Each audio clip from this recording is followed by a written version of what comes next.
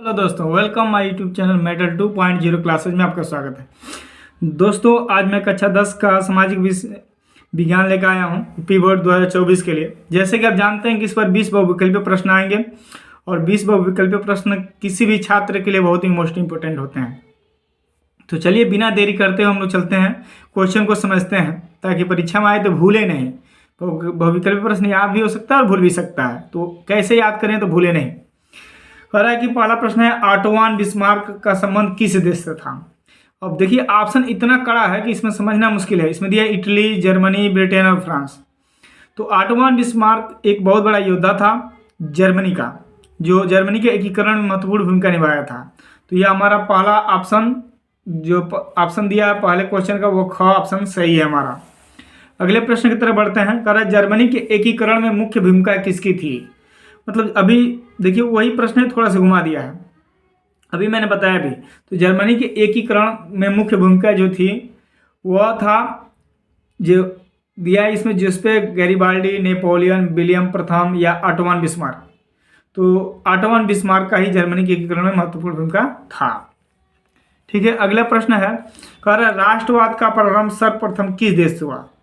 तो राष्ट्रवाद, यूरोप में राष्ट्रवाद का जो आरंभ हुआ था सबसे पहले यूरोप महाद्वीप है और उसमें कई देश हैं। तो यूरोप महाद्वीप में जो राष्ट्रवाद का उदय होता है वो सबसे पहले इंग्लैंड, अमेरिका, रूस, फ्रांस। तो पहले देखना है कि इंग्लैंड तो उसमें है ही नहीं, इंग्लैंड है, अमेरिका नहीं है, तो ऑप्शन ये सही नहीं होगा। अब बच्चे इंग्लैंड और फ्रांस और रूस। तो मैं बता दूं कि इंग्लैंड में रक्तविहीन क्रांति हुई थी और रूस एक साम्राज्यवादी देश है, तो ये ऑप्शन आपके सही नहीं है। फ्रांस में ही सबसे पहले राष्ट्रवाद का उदय हुआ था और वहीं से पूरे यूरोप में फैला था। आर्थिक महामंदी का प्रारंभ कब से हुआ।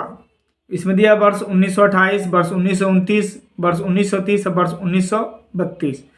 तो मैं बता दूं कि महामंदी का जो शुरुआत हुआ था सबसे पहले वर्ष 1929 में हुआ था और इसका जो इफेक्ट था, प्रभाव था, वो तमाम देशों में, दुनिया के तमाम देशों में पड़ा था। निम्नलिखित में से कौन सा संघीय सूची का विषय है। अब जानते हैं कि सूचियां 3 प्रकार की होती हैं, उसमें संघ सूची, राज्य सूची और समवर्ती सूची होता है। तो जो सूची होता है, जो संघ सूची होता है, मतलब केंद्र की जो सूची होती है, वो न कृषि होती है, न शिक्षा होती है, न व्यापार होता है, वो होता है रक्षा विभाग, रक्षा मामले संबंधी मामले। निम्नलिखित में से यह कथन किसका है। जब फ्रांस छींकता है तो बाकी यूरोप को सर्दी जुकाम हो जाता है। काउंट काबूर का है या बिस्मार्क का है या मेटेस्नी का है या मैटरनिक का है। किसका है ये वाक्य। काउंट काबूर का है, बिस्मार्क का है, मेटेस्नी का है, जिसपे मेटेस्नी का है, या मैटरनिक का है। तो ये जो वाक्यांश है ये मैटरनिक का है। तो उम्मीद कर रहा हूँ कि मेरा वीडियो आपको समझ में आ रहा होगा। चलते हैं अगले प्रश्न की तरफ बिना देरी करते हुए। ठीक है, अगला प्रश्न हमारा है कि काले दस्ताने और बदी मुठियाँ किसके प्रतीक थे। अभी आपने क्रिकेट के मैचों में देखा होगा आज से 3-4 महीने पहले कि सभी खिलाड़ी सम्मान दे रहे थे, मुट्ठी बांधकर बैठ रहे थे, कोई खड़ा हो रहा था हाथ ऊपर करके। तो वह इसी बेस पर है, आज भी वो चल रहा है प्रक्रिया, खिलाड़ियों को सम्मान भाव देने के लिए। तो इसमें विरोध नहीं है, शांति भी नहीं है, इनमें से कोई नहीं ऑप्शन अश्वेत शक्ति का है। मतलब काले लोगों को भी समानता का अधिकार मिले, विश्व में भी इनको भी समझा जाए कि वो इंसान है, इसी का ये प्रतीक है। अगला प्रश्न है, कह रहा है कि पंजाब में भूमि निम्नीकरण का प्रमुख कारण क्या है। तो भूमि निम्नीकरण का है, मिट्टियों को उपजाऊपन कम होना भूमि निम्नीकरण है, या किसी प्रकार का मिट्टी में कटाव हो रहा, चरण हो रहा है, या उत्पादन की क्षमता कम हो रही है, तो वही भूमि निम्नीकरण है। तो इसमें जो है पंजाब में जो इसका मुख्य कारण है पंजाब में, वो है अति पशु चारण। निम्नलिखित में से कौन सा एक व्यक्तिगत संसाधन नहीं है। तो कह रहा है कि कौन सा व्यक्तिगत संसाधन नहीं। तो संसाधन होता है, एक व्यक्तिगत होता है, एक सार्वजनिक होता है, एक सामुदायिक होता है। तो इस तरह के कई प्रकार के होते हैं, निजी, व्यक्तिगत और सार्वजनिक और मिश्रित। तो इसमें जो होता है, बागान दिया है, भूमि दिया है, चारागाह दिया, खनिज संसाधन। तो बागान भी अपना निजी हो सकता है। इसमें कह रहा है कि कौन नहीं है व्यक्तिगत संसाधन या निजी संसाधन। चारागाह, भूमि, खनिज संसाधन। चारागाह भी आप बना सकते हैं, खनिज संसाधन आपके घर से भी निकल जाए तो वो सरकार का होता है, इस बात को समझ लीजिए।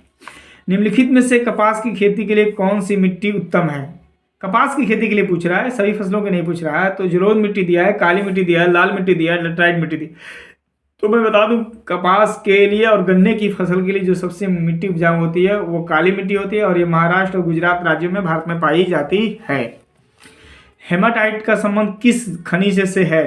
तो हेमाटाइट का जो संबंध है तांबा, सोना, बक्साइट, लौह अयस्क से दिया है। तो हेमाटाइट एक लोहे का प्रकार है, लौह अयस्क है। यह ऑप्शन आपका सही हो जाएगा।